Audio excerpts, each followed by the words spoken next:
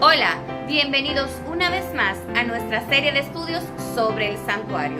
Somos el Ministerio Ayudadores y hoy estaremos compartiendo con ustedes el tema número 3, la fuente de bronce.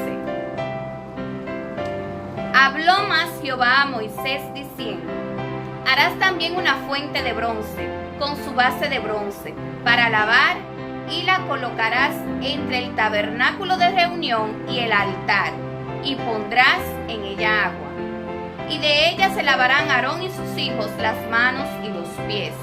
Cuando entren en el tabernáculo de reunión, se lavarán con agua para que no mueran. Y cuando se acerquen al altar para ministrar, para quemar la ofrenda encendida para Jehová, se lavarán las manos y los pies para que no mueran. Y lo tendrán por estatuto perpetuo, él y su descendencia, por sus generaciones. Entre el altar de los sacrificios y el tabernáculo, casi frente a la entrada, se hallaba la fuente de bronce. Era una enorme fuente llena de agua donde los sacerdotes se lavaban las manos y los pies, además de lavar las ofrendas. El recipiente de la base recogía el excedente de agua. Esta fuente estaba hecha de fino bronce espejado. La fuente era el segundo objeto en el atrio del tabernáculo. Estaba entre el altar del holocausto y el lugar santo.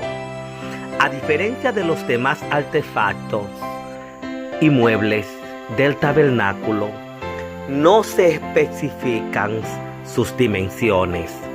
Solo se dice que era de bronce y que los sacerdotes debían lavar sus manos y pies en ella para que no murieran mientras realizaban sus servicios en el tabernáculo.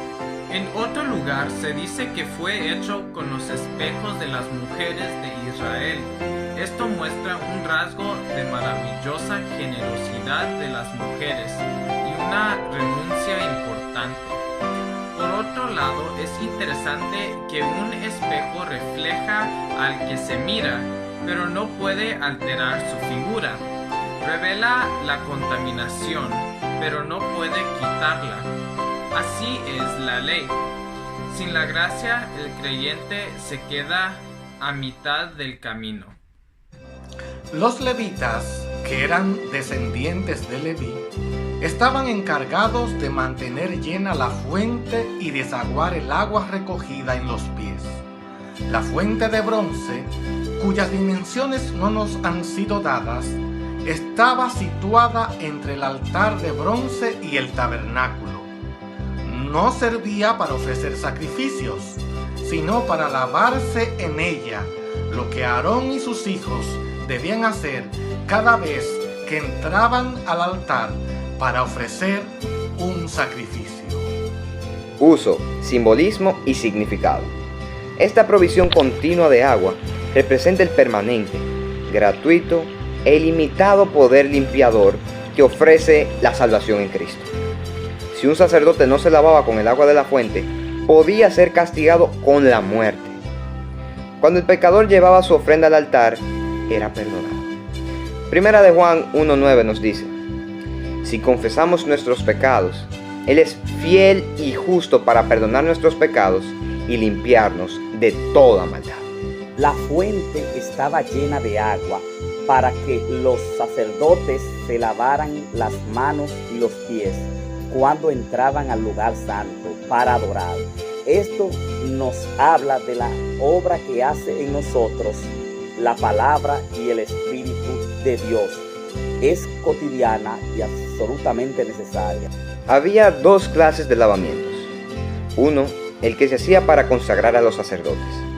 Este lavamiento se hacía una vez y para siempre, y corresponde al lavamiento de la regeneración del Espíritu, por lo cual nacemos de nuevo. El segundo era el lavamiento constante, porque diariamente ellos se ensuciaban realizando los oficios de su ministerio. Ningún sacerdote podía ministrar sin lavarse. El polvo ensuciaba sus manos y sus pies. De la misma manera ocurre con los creyentes hoy. Pero para tal caso, Dios ha provisto del lavamiento del agua por la palabra. Ya vosotros estáis limpios por la palabra que os he hablado, dijo el Señor a sus discípulos. Cristo amó a la iglesia y se entregó a sí mismo por ella, para santificarla, habiéndola purificado en el lavamiento del agua por la palabra.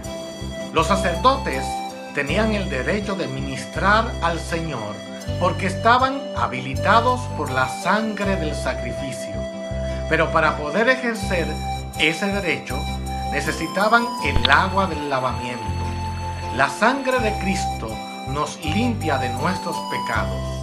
En tanto, el agua nos limpia del polvo del desierto de este mundo. El cristiano tiene que caminar en la luz, juzgando sus antiguos hábitos y limpiándose en todas sus obras y caminos por medio de la palabra de Dios. Si es que quiere tener comunión con Dios, la palabra es el medio por el cual el Señor conserva a su pueblo limpio, con una comunión fresca y pura. Del costado del Señor Jesucristo en la cruz manó sangre y agua, la cual reúne estos dos aspectos de la salvación de Dios: sangre para la reconciliación con Dios y el agua para la limpieza.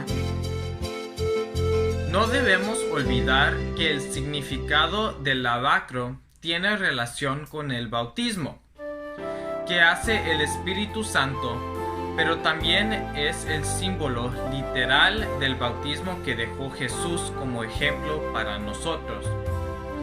Entonces Jesús vino de Galilea a Juan al Jordán para ser bautizado por él. Mas Juan se le oponía, diciendo: yo necesito ser bautizado por ti, ¿y tú vienes a mí? Pero Jesús le respondió: deja ahora, porque así conviene que cumplamos toda justicia. Entonces le dejó. Y Jesús, después que fue bautizado, subió luego del agua. Y he aquí, los cielos le fueron abiertos, y vio el Espíritu de Dios que descendía como paloma y venía sobre él. Así como los sacerdotes se lavaban día tras día para oficiar en el santuario, Cristo, para oficiar en el ministerio terrenal, fue bautizado por Juan el Bautista en el río Jordán, siendo el río Jordán el lavacro donde Cristo se lavó para comenzar su ministerio de predicación. ¿No sabéis que todos los que hemos sido bautizados en Cristo Jesús hemos sido bautizados en su muerte? Porque somos sepultados juntamente con Él para muerte por el bautismo, a fin de que como Cristo resucitó de los muertos por la gloria del Padre, así también nosotros andemos en la vida nueva. El bautismo es la confirmación de la aceptación del sacrificio de Cristo. El que cree y fuere bautizado será salvo, mas el que no cree será condenado. Cristo es una fuente que emana agua que exalta para vida eterna. Todos necesitamos día tras día lavarnos en esa fuente de agua viva, esa fuente que nunca se agota, que da vida, que limpia, transforma, renueva y restaura. Y cual dice un himno de autor desconocido: hay una fuente sin igual, la sangre de Manuel, en donde lava cada cual las manchas que hay en él.